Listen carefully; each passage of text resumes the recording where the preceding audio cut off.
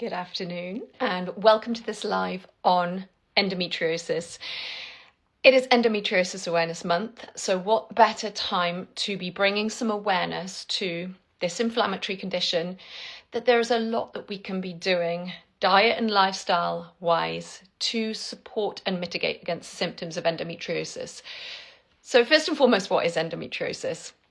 Endometriosis is an inflammatory condition, and it's where we find the uterine tissue, so tissue similar to that lines the uterus, growing outside of the uterus. So it'll be found around the fallopian tubes, the ovaries, the pelvic cavity, the bowel.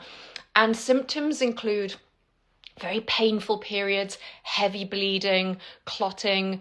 It's a condition that's very difficult to diagnose, and often women can have a 4 to 8 year period without a diagnosis because the diagnosis can be quite invasive.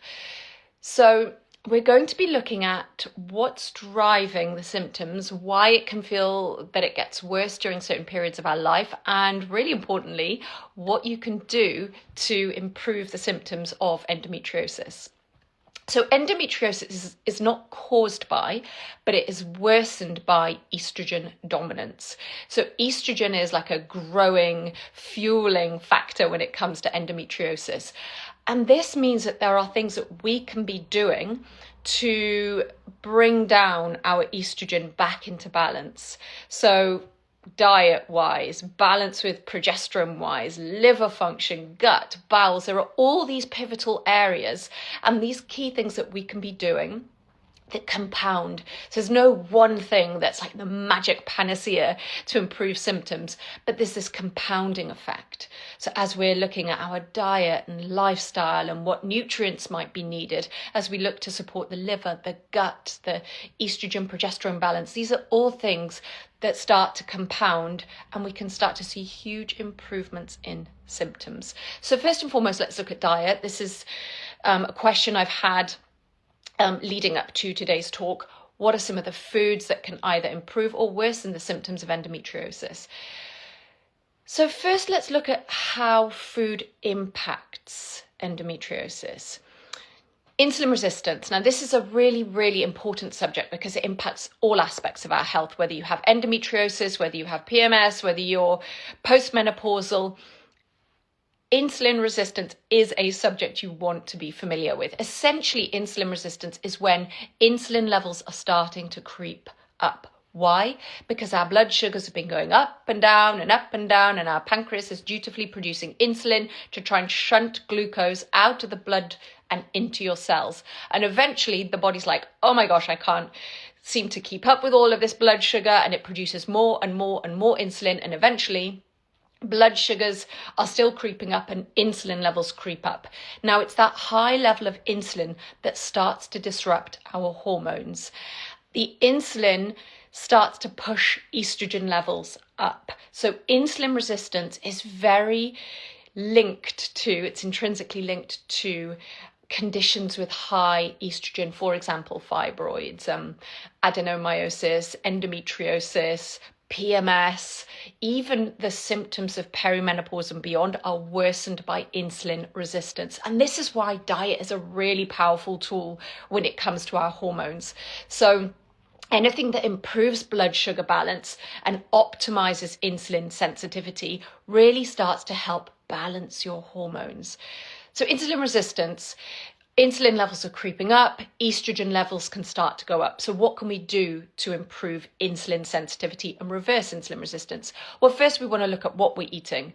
High sugar, spiking foods continuously throughout the day are going to impact insulin and insulin resistance. So keeping your blood sugars really nice and balanced. Try not to have loads of carbs. Now, carbs aren't evil. Not all carbs are created equally. It's looking at your carb tolerance, okay? And as we get into our late 30s, early 40s and beyond, we don't tolerate carbs as well. Sure, if you're running marathons every day and you're in the gym working out consistently, then your carb tolerance is likely going to be higher. However, if you've always eaten the same way and if you always exercise the same way, and all of a sudden you get to your 40s and you're like, whoa, my body shape is changing, I'm gaining weight, that could be because your carb tolerance is just not as it was in your 20s and 30s. So bringing your carb levels down a little bit, i.e. not having so much of the breads, pastas, pastries, high grain, high carb foods, and really focusing more on protein, vegetables, cruciferous vegetables, berries, Greek yogurt, mushrooms, and green leafy vegetables. These are all really wonderful choices at helping to keep your blood sugars balanced. The other thing that drives insulin resistance is low magnesium. When your blood sugars go up, this draws down on your magnesium, and low levels of magnesium are also linked with hormonal issues. So particularly PMS, you can get muscle cramping, so cramping of the uterus. It does impact our insulin sensitivity. It also impacts our ability to relax and calm and sleep deeply. So having sufficient magnesium from your dark leafy greens is really important. I personally supplement magnesium, but I'm 45, almost 46, and I really need that for my hormonal health. It's really great for helping to sleep as well, which again is really important for balancing all of our hormones. So magnesium is a really helpful way of optimizing insulin sensitivity, reversing insulin resistance, which then helps to normalize estrogen levels from a insulin resistance perspective. So testosterone converts into estrogen, and it does this via a little enzyme called aromatase. And insulin resistance, it really increases that activity of the aromatase enzyme, which then sends estrogen levels up. Okay, so diet-wise, we want to be thinking about how that is impacting our estrogen levels. Because remember, estrogen's driving the growth, it's fueling endometriosis. It's not the cause, it's the fuel. So then we want to be looking at, okay, how am I eliminating estrogen? I'm looking at my diet. What part of my body is responsible for eliminating estrogen? That would be your liver to start with. So your liver's very important for breaking down used estrogen. Estrogen circulating around the body, then it goes to the liver. The liver breaks it down and makes it water soluble. So when it comes to the liver, it's quite a complicated little reaction, but I won't go into the details of the reaction, but just know that your liver goes through different phases to break down estrogen. It breaks it down into water-soluble form of estrogen or forms, and it tags it to say, this estrogen is ready for elimination. Within the liver, it can also shunt it down different pathways. Certain pathways that the estrogen metabolites are broken into are better than others. Some are more associated with breast cancer and uterine cancer. Others are better forms of estrogen metabolites, estrogen broken down. So there are ways of shunting that estrogen down different pathways as well. And cruciferous vegetables, particularly a compound within cruciferous vegetables, helps with that detoxification of estrogen. So things like your broccoli, cauliflower, Brussels sprouts, these are all really helpful vegetables for supporting the liver in detoxifying estrogen. There is a supplement called sulforaphane, and that also mimics cruciferous vegetables and helps with the detoxification within the liver of estrogen. This one by Natraceutics is quite a nice one. It helps also to mitigate the risk if you're fearful of having breast cancer in the family and it's estrogen positive breast cancer and you're thinking you really just want to really support your liver in detoxifying estrogen, whether you have fibroids or endometriosis or you feel like you might be more at risk of estrogen positive breast cancer, then supporting your liver is a really key area for helping to normalize estrogen levels. So the liver needs key nutrients for this detoxification process. It needs B vitamins, very important. It needs magnesium, zinc, selenium. So when we're thinking about foods that are rich in these nutrients, eggs are a really great source. So I always have boiled eggs in my fridge. Boiled eggs are a great source of protein, which the liver also requires. They're also a really good source of B vitamins. So B12, you'll get a really decent amount of B12 in just a couple of boiled eggs. The only nutrient you won't get in an egg is vitamin C. You'll even get iron in eggs. So eggs are a really nice way of getting your B vitamins. You'll get some excuse me, my egg is rolling off. You'll get some iron, but selenium is best found in Brazil nuts. So a couple of Brazil nuts, a couple of boiled eggs, some green leafy vegetables. These are all great ways of getting nutrients to support the liver in that phase 1, phase 2, and elimination of estrogen. So once the liver has done its detoxification job, it produces bile to carry the estrogen away. So when we're looking at supporting the liver, we want to be giving it the nutrients it needs. We want to be feeding it foods rich in these nutrients. We also want to make sure we're not clogging the liver up. So alcohol, I know alcohol is a nice thing to have to relax and enjoy with friends, but minimizing alcohol intake is going to have a really positive effect in your liver's ability to detoxify all sorts of toxins and buffer hormones like cortisol, but particularly estrogen. So if you have any estrogen issues, any chronic illnesses or risk of chronic illness that's related to estrogen, or you just want to feel healthier and better, you're getting some serious perimenopausal symptoms or PMS symptoms, then maybe ease off on the alcohol. If you're going to have a drink, have it with food to help really bring the release of alcohol down, which, it slows the release of alcohol into the bloodstream. Or try going alcohol-free for a period and see how that affects how you're feeling and whatnot. So alcohol is going to impact the liver and its function. High sugar foods, processed foods, and endocrine disruptors found in everyday products. They're found in your bathroom, perfume, fragrances, hairsprays. They're found in plastic water bottles. They're found in plastic tea bags. Endocrine disruptors are everywhere. So really think about how you're supporting your liver in terms of bringing your endocrine disruptors down. Okay, so the liver. Estrogen's going in. We have a really nice effective liver breaking down this estrogen, metabolizing it down the pathways, down the really good pathway, tagging it, saying, I'm ready for elimination. With the bile, down it goes into the gastrointestinal tract. Now, here it meets the microbiome.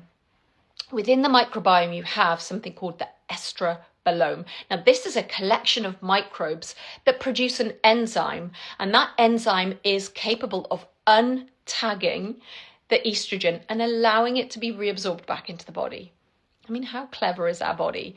Now, this is a strategy that the body uses to balance estrogen. It happily does this. In fact, it could be a really helpful thing as we start to lose natural estrogen levels. And the body's like, it's fine. I'll untag some of the estrogen I have and allow it to be reabsorbed. The problem comes when that enzyme is produced too much and too much estrogen is getting reabsorbed back into the body. So how do we create balance? We create balance through really optimizing our gut microbiome. We don't want too much bacterial growth. We don't want too much of a certain type of bacteria. We want balance. So balance comes when we're eating a really nice, healthy diet full of berries and colorful vegetables. We're not eating lots of processed food. Alcohol really upsets the gut microbiome. When we have a good diversity, lactobacillus is a really nice bacteria that helps to regulate beta-glucuronidase, which is the enzyme that tags and untags. So when you eat things like sauerkraut, for example, sauerkraut is a really nice food rich in lactobacillus that can help to balance out the microbes producing the beta-glucuronidase. So we can help to really balance our body's ability to absorb or eliminate the estrogen that's been tagged ready to go. So having your fermented foods, you might find that, sauerkraut doesn't work for you because you have higher histamine levels, but you might find that something like natural yogurt or other foods that are fermented like apple cider vinegar are really helpful. But remember, with the gut microbiome, it's about creating the food for the microbes to live on as well as the live microbes, and then the benefits we get after that. So all of the prebiotic food, your artichokes, asparagus, mushrooms, all the dark berries, the polyphenols, the colorful pigments in food, these all help to feed the beneficial bacteria that really support a balanced gut microbiome. Now, when it comes to looking at what causes endometriosis, we have an inflammatory situation where there are lesions, tissue growing outside of the uterus that shouldn't be there. Now, in theory, if this tissue is to form on the fallopian tubes and the ovaries, the immune system should see that lesion and go, it's fine, I'm clearing it up, I'm getting rid of it, job done. That's not what happens. There is an inflammatory reaction, scar tissue is formed, and so it's really a dysfunctional immune system going on. And if we want to really start to normalize our immune function, there's no better place to start than in the gut. So leaky gut or hyperpermeability of the gut wall is a really helpful strategy when it comes to supporting the symptoms of endometriosis and calming them down. And this is why often we find a dysbiotic gut, a disrupted gut microbiome associated with endometriosis. So to heal the gut, one of the first things we can be doing is removing gluten. And I know that might sound a little bit uncomfortable and a bit of a pain for some people, but removing gluten, firstly, gluten's found in a lot of grain products. And if we're looking to bring down the carb load and the blood sugar spikes, then that could be a really good idea anyway. Replacing the carb, wheat and grain heavy foods with seed flours to make breads and crackers, golden linseed, which is just wonderful, really, really helpful addition to our diet, especially when it's ground up yourself and added to smoothies or made for flours for making breads and things. So bringing the carb load down, but removing gluten, which is known to increase the permeability of the gut, which then allows that systemic reaction and potentially even migration of bacteria into the pelvic cavity and that igniting the fire. So healing the gut and really looking at optimizing the balance of the gut microbiome. So just to recap, we've got the liver, where we really want to be optimizing estrogen metabolism. Then we have the gut that helps to decide, am I reabsorbing you? Am I getting rid of you? And that comes with having a really balanced microbiome. We're looking at healing intestinal permeability, hyperpermeability of the intestine, i.e. leaky gut. And that comes with removing certain things such as gluten. Alcohol also impacts it, stress also impacts it, and you might even find that you remove A1 casein products, i.e. cow's products, for a period of time, maybe 3 months, and then reintroduce sheep and goat, which are a bit easier on the gut, particularly if you're sensitive. Then we have the bowel. Now again, the bowel is an opportunity for that metabolized, used estrogen to get reabsorbed into the body if it's sat too long. If the feces are sat too long in the bowel, then toxins can get reabsorbed. So we really want to make sure our bowel movements are optimal. Once a day, one good bowel movement, ideally in the morning, but if you're going once a day, then that's a really good start. It's not so much frequency, it's more quality, and at least once a day. So having a healthy bowel obviously is very dependent on what you're eating, hydration, movement. Low magnesium can often cause the bowel, which is a muscle, to become really tight. So again, just making sure you're getting plenty of nutrient-dense foods. Okay, so to recap, we want to be looking at optimizing estrogen and progesterone balance, which really is looking at what we're eating and how estrogen can become dominant if we're in an insulin-resistant state. If progesterone starts to decline, which it happens at perimenopause, which is why many women who suffer from endometriosis see their symptoms worsening as they get to their late 30s and early 40s as progesterone levels decline. So estrogen and progesterone help to balance one another out. Progesterone is this growing, thickening, driving hormone that helps thickening of the endometrial lining, like grass growing thick and long. And progesterone is the lawnmower that helps keep it in check. So if progesterone levels decline, as they naturally do at perimenopause, then estrogen can become dominant. Now, progesterone levels can decline as we become stressed, because the building block of cortisol is the same building block for progesterone, so it starts to rob the building block. So cortisol goes up, progesterone can go down. Progesterone also needs key nutrients for building. Those include vitamin C. And those of us who are stressed find that our vitamin C levels decline really quickly because it's a water-soluble nutrient, so we are not storing it. So whenever you're getting worked up about something or stressed, boom, boom, boom, boom, boom, we're losing vitamin C. So make sure you're getting plenty of vitamin C in your diet. It's very anti-inflammatory. It's great for the immune system. It's essential for building collagen. So it's needed for skin and hair and nails and bones. Vitamin C rich foods are not maybe as vitamin C rich as you think they are, because an orange or a lemon or a lime might have sat on that shelf in the supermarket for months on end, and all the time the vitamin C is going down, down, down, down, down, down, down. So berries, frozen berries, are my favorite source of well, one of my favorite, actually my favorite source is sauerkraut, because it's extremely rich in vitamin C. But after that, bilberries, raspberries, blueberries, frozen, picked and frozen, they retain a lot of the vitamin C. So they're really nice sources of vitamin C. I actually supplement vitamin C daily to help keep my progesterone levels up and boosted. As I said, I'm 46 this year, so I know my progesterone levels are on the woo. And we know this in ourselves because we experience increased anxiety, poor sleep, that shift in balance where maybe your periods are getting closer together, heavier, clottier, can indicate your progesterone's going down and your estrogen's becoming dominant.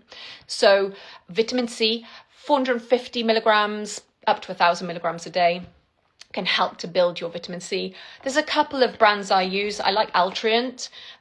This one's quite an expensive one. It's about £55 for a month. But there is a Natraceutics one as well, which gives you 2 months worth. It has about 750 milligrams. This one's 1,000 milligrams. They're both liposomal, which means that they are absorbed well by the body. If you have a big dose of vitamin C and it's not liposomal, you will just pee it out, versus having liposomal allows your body to access it and draw it into the body. So a really high quality liposomal vitamin C can help to build your progesterone levels up. And it's also, as I said, really important for building collagen, which we want to retain as much as possible in our 30s and 40s and beyond. So the other thing that's needed for building progesterone are B vitamins, particularly B6, selenium from your Brazil nuts, and zinc. There is a zinc here that I use. I use a Terra Nova zinc. It's only a 15 milligram. This is 100 capsules in a bottle, so it's about 3 months worth. And I just use 1 capsule a day in the afternoon away from food, because zinc is a bully and it likes to compete with all the other nutrients. And it's a zinc biglycinate. Picolinate is also really bioavailable. Zinc oxide is really poorly absorbed. But zinc biglycinate is a really nice bioavailable source. It's going to help with your progesterone. It also helps with the liver, as I mentioned. It helps with oil regulation in the skin. It's really important for hair follicles, internal dryness, building protein, so muscles and skin and hair. It's a really important nutrient. And if you're vegetarian or vegan, you're likely going to be low in zinc. If you just don't eat a lot of red meat, or if you're, in your 40s like me and just feel like you need a bit more bioavailable source of zinc, then, a 15 milligram capsule a day is a really nice way of getting it. So building up progesterone, managing stress, optimizing your estrogen detoxification really helps to bring those 2 sex hormones into balance, which is really important for our perimenopausal and menopausal journey anyway, at any point in our female lives. PMS, teenage, 20s, 30s, 40s, 50s, and beyond, getting a nice balance is very, very important. But for endometriosis, it's particularly important. And some of the conventional therapies used to reduce the symptoms of endometriosis, like hormone therapy, so estrogen suppressors, which it's not such a great idea because we need estrogen for bone health and for our mood. Progesterone coils, which help to balance our estrogen. More extreme treatments like a hysterectomy. And interestingly, you can still have endometriosis after hysterectomy because the issue is with the tissue outside of the uterus.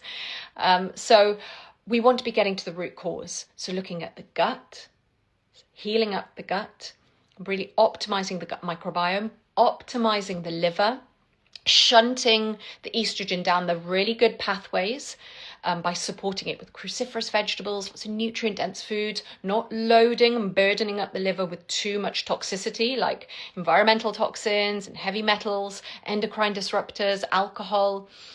It's about looking at how the gut, the liver, the gut, and the bowels all work together. It's about looking at what food is doing for us in terms of our blood sugar and our insulin sensitivity, and the nutrient-dense foods. Food first, supplements second. I'm a big fan of supplementing key nutrients. I probably have some magnesium around here somewhere too. Magnesium, incredibly helpful for insulin resistance, really, really beneficial for women's health in general. and an omega-3. I love, the anti-inflammatory benefits of omega-3. I use something called regenerative omegas, which are a plant-based omega, but they also have a really great fatty acid in that helps to balance hormones. So in a nutshell, there's a lot that can be done. I know I get women messaging me all the time after they've read my book and said, look, I've made all of these small changes and kept with them, and over time I'm seeing all these positive changes. And what's good for our hormones and what's good for our hormonal balance is also good for our brain and our overall wellness, our cardiovascular fitness, our longevity. So making these changes is going to impact every aspect of your health, not just your hormonal health. Okay, I hope that's been really helpful. Please jot any questions in the comments because I haven't seen them as I've been talking, but I will go back and answer any questions that you've had during this live. Pop them in the chat below and I'll come back and answer them. Have a great day.